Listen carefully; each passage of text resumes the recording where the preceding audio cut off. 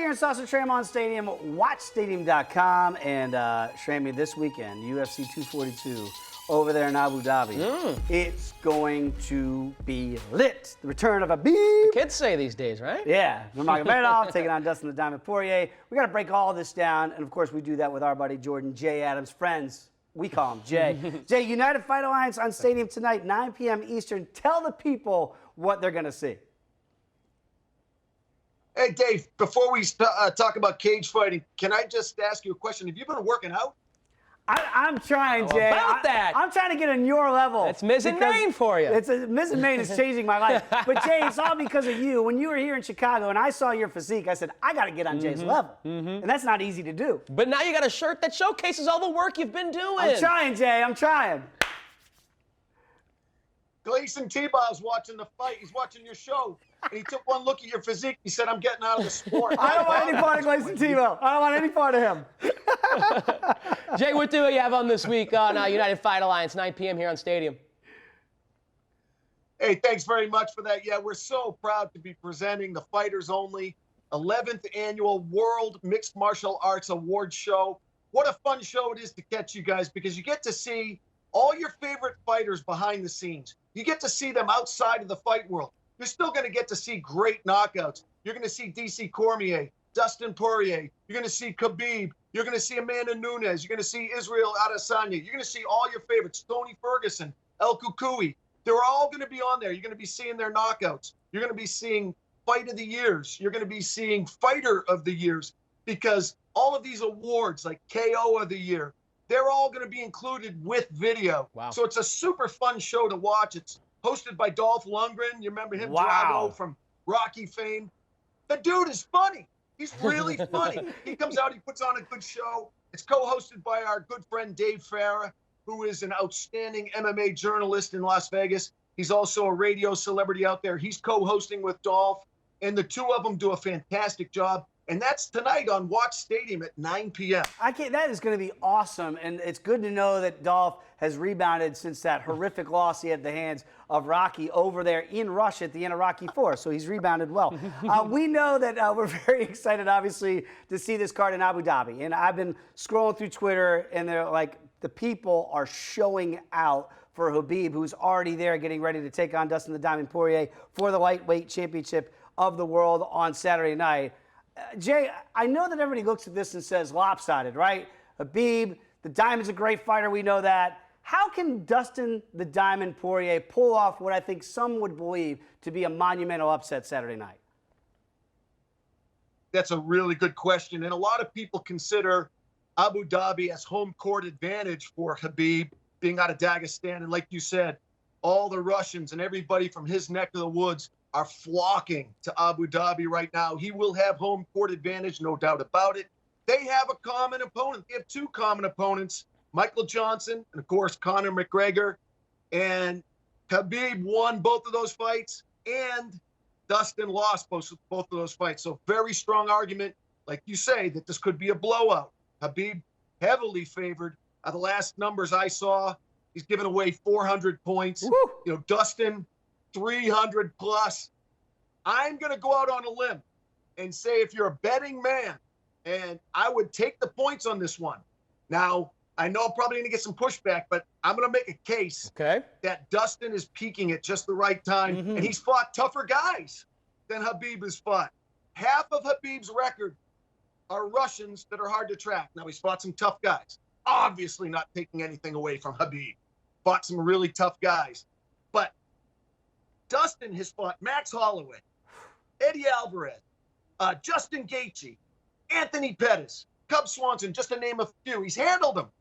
And his mindset, if you watch any of his stuff right now, his mindset is absolutely on point. You know, it's really such a mental game when both athletes are so elite. Khabib, he's been steady excellence. But Dustin's excellence is on the rise. So which excellence is higher? Who has more, who has nothing to lose? That's one of the other factors. So I'm taking the points with Dustin. I think he's peaking at just the right time. Not taking anything away from the eagle, obviously. But if I'm a betting man, I am going with the diamond. The one thing, though, that Jay, I love the way you broke down the records, but you did not include Habib's victory over the bear. Remember, he actually wrestled a bear, and I don't know that that counts as an official win. I think it was just a cub, though. Oh, it was a cub. Like It wasn't a It's like full- a preteen cub. It wasn't a full bear. Exactly. It wasn't a man bear. Right. He And didn't fight the full man bear. And as I always say to you, Shram, I don't know that the bear knew that he was in a fight with Habib. Right. Yeah, Habib would do well in your neck of the woods, wouldn't he? Because you got the bears there, you got the cubbies. Packers might need a him. huge Russian population up there. We got to make his next fight right there in your arena there, one of the most beautiful venues in the world. I like what you're selling I think there. it might sell. UFC 242 also selling as the co-main event, Edson Barboza and Paul Felder. Now, you just talked about how on paper, the other co-main event may be a little bit of a mismatch. Is this one like that, or is this much closer according to Vegas and on paper? I think this is much closer, guys. You know, these two have fought before, as you know. It was a very close fight. Edson Barboza doing what he does so well. The fastest kick in probably all of MMA. You can barely even see it.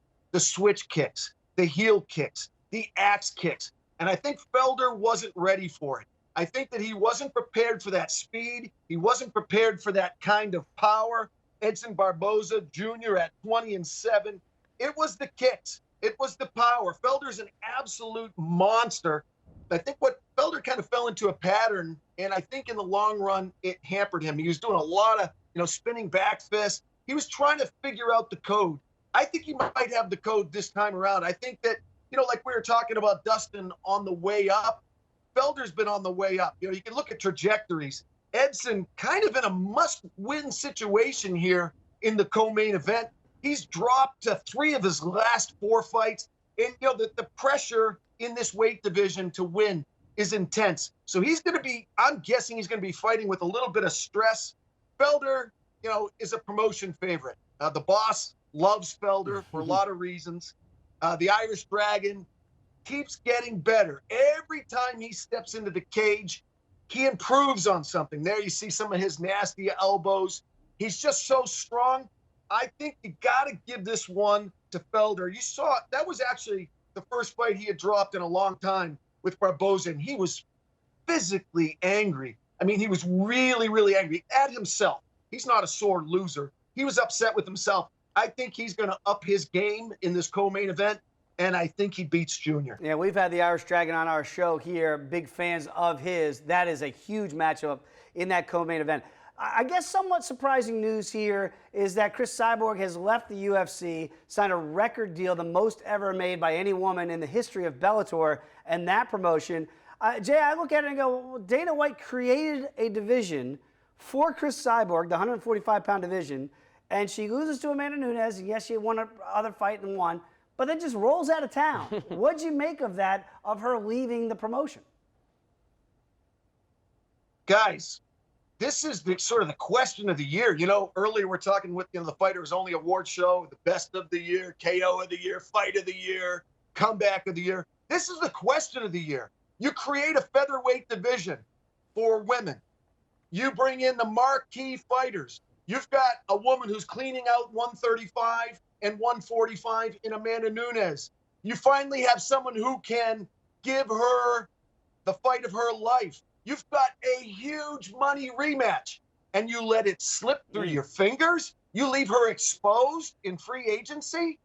What is the thinking on Dana White's part in leaving probably what most people would argue the best female fighter in history exposed to the marketplace? When Scott Coker was able to reel her in, his biggest question is, I couldn't believe that Dana left a 45er exposed. He snatched her right up. It was really incredulous. No one can figure it out. We know they've had the back and forth, but as a promoter, and your obligation is to your stockholder, to a multi-billion-dollar corporation. Your job is to hold on to the best fighters in the world. She is one of the, if not the best fighter ever, especially as a female fighter. And you leave her exposed, you let her go on what, ego? Because they're going back and forth. you know, it's ugly. It's ugly. If you look at the history between these two, it got really ugly. But as the promoter, you suck all that up and you throw ego out the window and you do what you have to do to sign, you know, Cyborg. I mean, she's fighting for another organization now. You just lost Nunes Cyborg too. It's amazing that fight will not happen, at least not in this promotion, not in the UFC. Great points, Jay. And again, do not forget, you got to check out the United Fight Alliance. It is tonight right here on Stadium. Jay, can't wait to catch up again whenever you come back in the great city of Chicago. And of course, we'll recap all the fights in Abu Dhabi this weekend. Where do I get that shirt? Miz and Main, baby. Miz and Main. It fits like a glove.